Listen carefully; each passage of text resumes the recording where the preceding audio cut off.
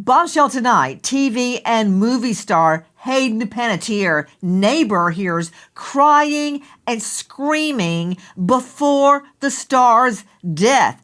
This, as we learn, her HOA Homeowners Association had actually put up posters, notices to block her boyfriend from getting in the building.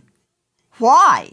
We also learned tonight, according to reports, that the boyfriend actually pawned Hayden's belongings before her death. Good evening. The Greenville County Coroner's Office incident report lists the time of the 9/11 call at 20:45 p.m. Everyone incident on for cardiac arrest. That's the Millwall 701 Easley Bridge Road, apartment minute 29 responding. Easley Bridge Road, overdose, CPR is in progress. It was yesterday afternoon, and just a bunch of commotion in the hallway. The halls are pretty hollow, so noise echoes throughout. And I had just heard about someone collapsing, and then afterwards there was talk about cardiac arrest. I can't confirm any of that. That's just what I've heard. Think of a hallway carpet with a single set of fresh vacuum lines running down the center. Now picture a second set of those lines going the wrong direction, stopping halfway to the door. That is the visual record of this case. The official paperwork moved in one clean line, the human beings moved in another, and the space between those two paths live. Before we go deeper into what the documents actually show, make sure you're subscribed to Crime Files 911, because we don't just cover the story, we follow the evidence. The address was 71 Easley Bridge Road, a residential building, and Hayden Panettiere was 42 years old. She was a mother. She was a former child actor who had spent years in and out of treatment for substance use. And on Sunday afternoon she was found unresponsive inside that apartment. Yeah, Hayden Panettiere is a child actress who went on to great success. She detailed her substance abuse issues. Sadly, Hayden was found unresponsive on Sunday in an apartment in Greenville, South Carolina. The initial public statements were carefully neutral. A spokesperson said there were no signs of foul play. A family representative asked for privacy. The word overdose appeared in headlines within hours, and then came the second statement. The brother of Hayden's on-again, off-again boyfriend, Brian Hickerson, told the media that he had texted both of them that he answer. He went to the Airbnb. He found Brian just waking up. Hayden was in the bed. Brian then administered Narcan. Brian had just woken up. Hayden was in the bed. Brian then administered... Brother gave us a statement that he texted Brian and Hayden on that Sunday morning, last Sunday, and didn't get a response, went to this Airbnb where they were, and then found Brian, who had just woken up, and Hayden laying in a bed. And Brian then administered Narcan to her. Okay. The sequence is either a rescue attempt or a performance, but the paperwork already knew. Because Narcan is not a negotiation, it is designed to reverse an opioid overdose by forcing the brain to tell the lungs to start breathing again. It only works if there is still circulation to carry it. If there is no blood moving, the Narcan sits in the nostril like a dropped into a dead payphone. It's quite clear it follows the time path of heroin, fentanyl, or opiate use. You're up early, you're getting ready, and then you take a nap. No, that's falling out. They probably used together, and she might have got more than him, and he woke up and she didn't. That happens all the time. It sounds like an opiate use. Somebody with substance use disorder and a partner follow this timeline. He's bigger. Whatever they snort, whatever they smoke, whatever they inject. They said there was no trauma after the autopsy, but the timeline fits opiate use. And then why else do you have this? Why do you have this if that's not an opiate use? Narcan is only going to work when you're around opiates. If you're using opiates, this is what saves your life if something goes wrong. Well, why didn't it work? Well, there are reasons. Polypharmacy is the number one reason why it won't work, because the Valium, the Xanax, the cocaine, the methamphetamine, barbiturates, ketamine, alcohol, they prevent it because they're much stronger and it's not going to reverse them. The second most important reason why it won't work is it's given too late. Circulation stops. The heart stops. Breathing stops. It's not going to go anywhere. You blow this up your nose, It's not going to Are get you in your saying the system. Narcan was administered after circulation and respiration had stopped? What do you mean by that? That what I mean is you need to have it go in your nose, get in your blood, and then go to your brain. If you don't get it in time, it's not going to work because it has to transfer to your brain. And there was no circulation. That's why it wouldn't work. There was no Why are you saying path that? up the nose. Put him up. Because Why it are you works all saying the there's time. no circulation? Do you mean she was dead? Yes, Speak English, that's man. exactly what I mean. She was dead, and this whole thing was a drama. That's what I think. Okay, wait a minute. What do you mean by she was dead and this whole thing was a drama? You use opiates and you fall out, you get sleep, you wake up, and somebody else is dead, but you're alive, and you have to do something, and the procedure, the timeline doesn't fit that she was savable. She was not savable. How is Narcan supposed to work? It did not work. It did not save Hayden Panettiere's life. How is it supposed to work? You firmly believe it was administered after she's dead. Well, yes. I might as well administer it to that phone right there. Shooter, you heard Eileen Reslin from the Daily Mail describe inconsistencies in the various statements. We already know that in one story, she was dead in a chair. In another story, he wakes up, oops, she's dead. I have no idea. I'm just sleeping next to a corpse. I don't know what happened. Can I tell you that's not that uncommon that I hear that? There are many inconsistencies. What about the inconsistency regarding the brother, her doing her makeup at 10:30, the boyfriend leaves? Did he leave to get Narcan then? Was she already dead? What more can you tell me, Shooter?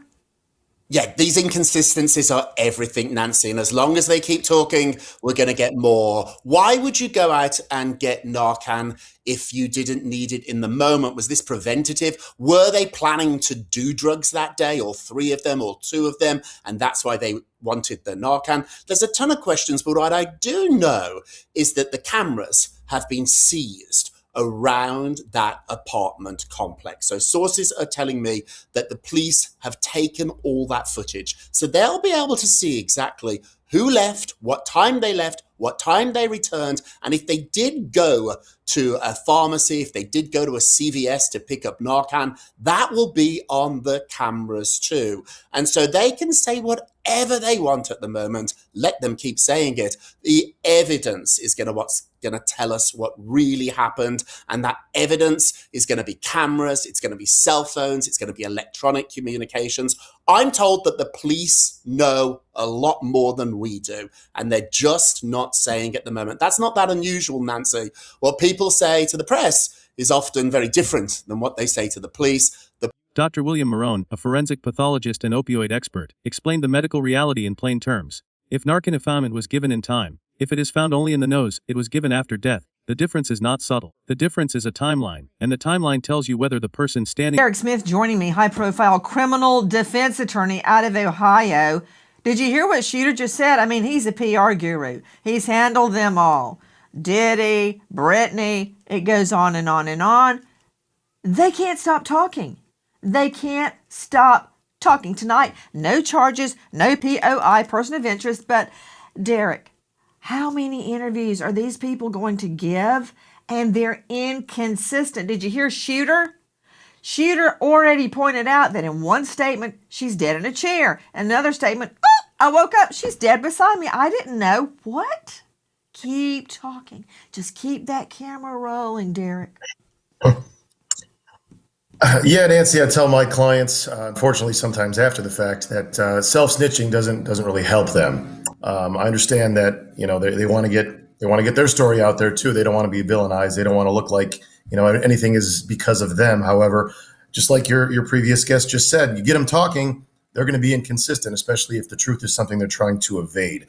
So I generally tell my clients, you know what, let's come into the office, talk with me first before you talk to any media, any law enforcement, anything like that, because what we're actually being told is what Zach Hickerson, the brother of Brian Hickerson, Hayden's on and off again boyfriend, that the Narcan was found on the bed, and that according to Zach, his brother Brian had used the Narcan on Hayden. Now, Narcan is an inhaler that's inhaled through the nostrils, Nancy. And according to Brian Hickerson's brother, Zach said that it was Brian who was administering the Narcan to Hayden.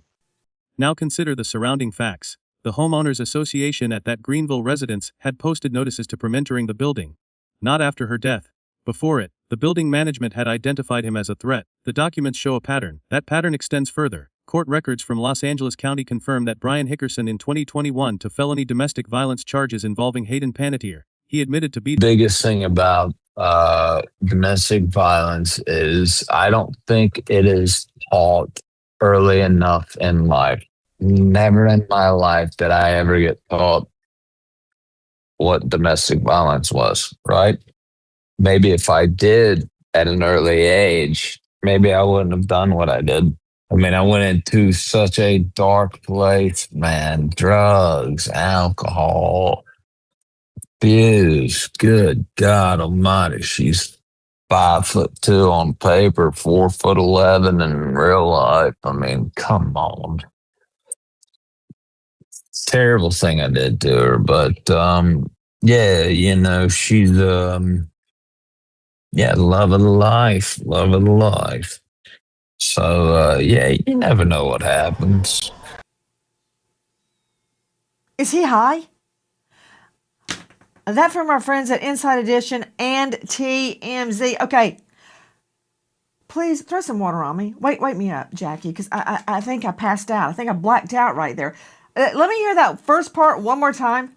My biggest thing about domestic violence is I don't think it is taught early enough in life.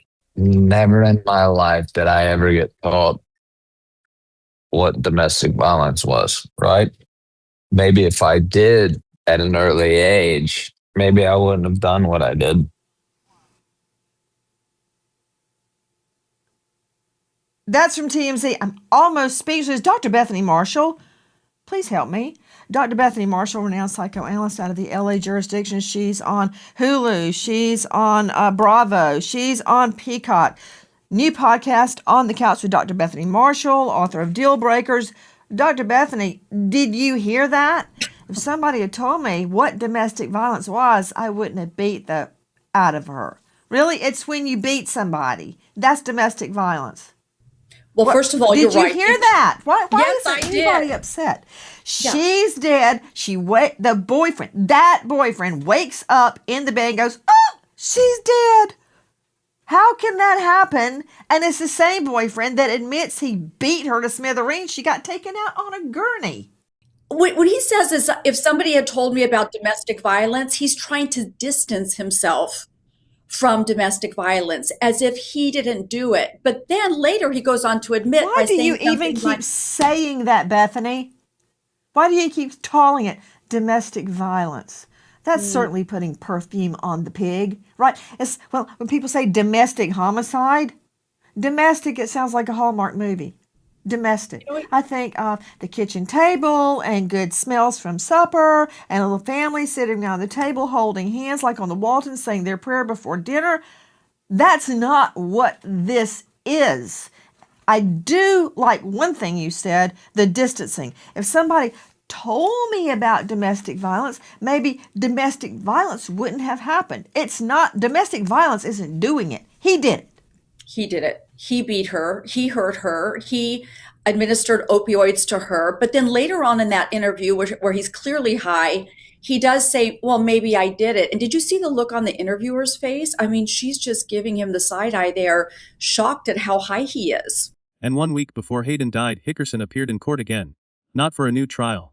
Not for a hearing on his innocence to expunge the domestic violence conviction. To erase it, the judge denied the request. The judge pointed to the interview itself as evidence that Hickerson was still not in a stable condition. That denial came 3 days before the 911 call from Easley Bridge Road, 3 days after a judge refused to erase his record. Hayden Panettiere was dead. He hasn't released a statement yet saying whether he administered the Narcan or not. That was the brother, Zach, who claimed that he did. Right now, he's lawyered up, Brian. His lawyer is saying that let's let the investigation play out. Let's not make any judgments yet. So he's already in defense mode in that sense. But what we know about him is that he is a criminal.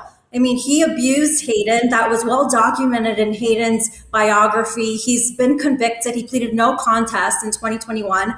And what's really interesting, Nancy, is that just the week prior to Hayden passing away, he actually put in a request with the court to have his charges expunged.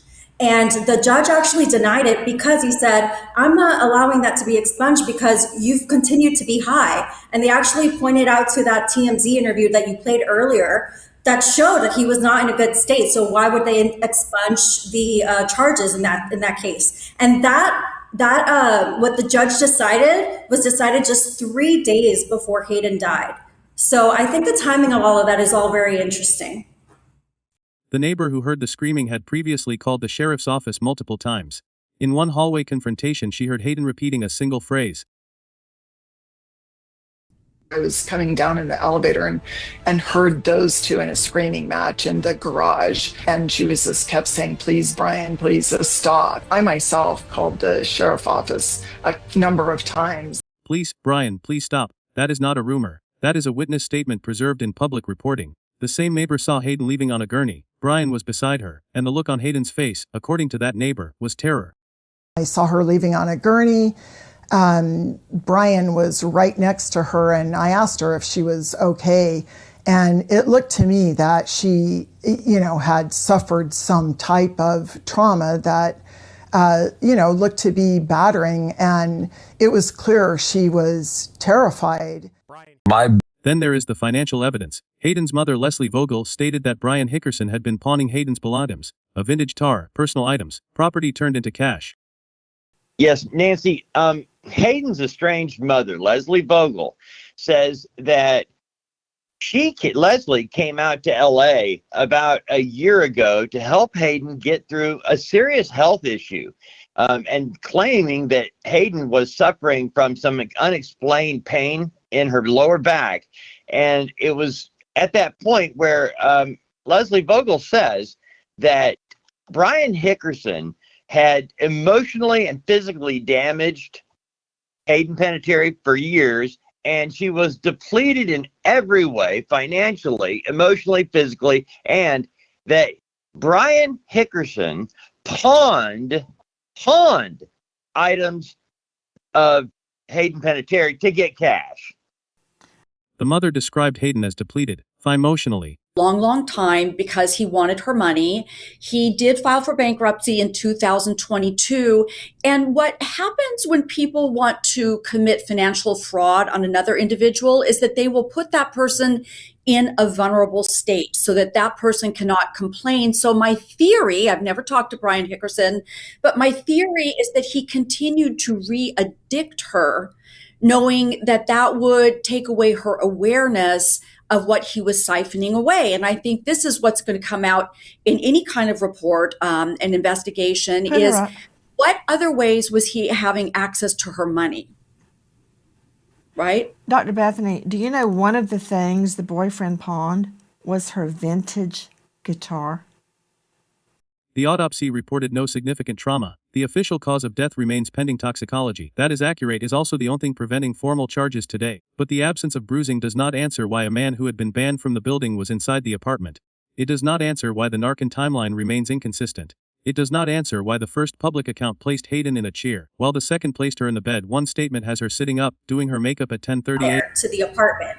Now, this is very interesting, Nancy. He claimed, Brian reportedly told police that at 10:30 that Sunday before Hayden died, that she was doing her makeup. And it was seemingly like any other day they were supposed to meet up with Zach. Then Zach is unable to make contact with them, and Brian steps out to go and get something. Now, what that something is unclear. We don't know, and it hasn't been disclosed by the police. And then Brian returns to the apartment, And he somehow, we don't even know if he interacted with Hayden or not. Presumably he did. It was close quarters. And then they both somehow fall asleep for a nap.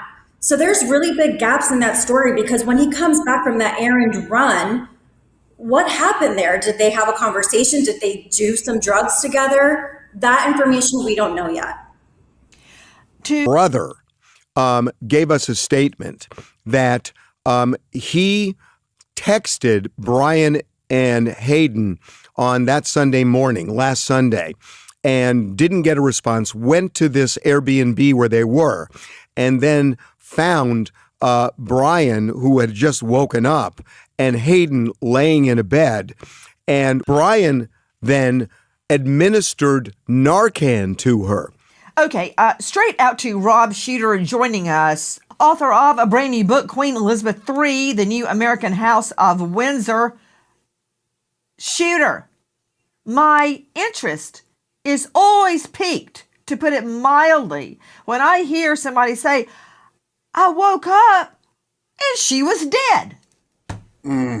Yeah, absolutely. It's these details, Nancy, that are ultimately going to point us in the right direction here. You're so right. Just one detail can change everything. I listened to that statement from Harvey twice too, because there's a lot of stuff in there and a lot of it doesn't add up. Initially, we were told that she was found in a chair.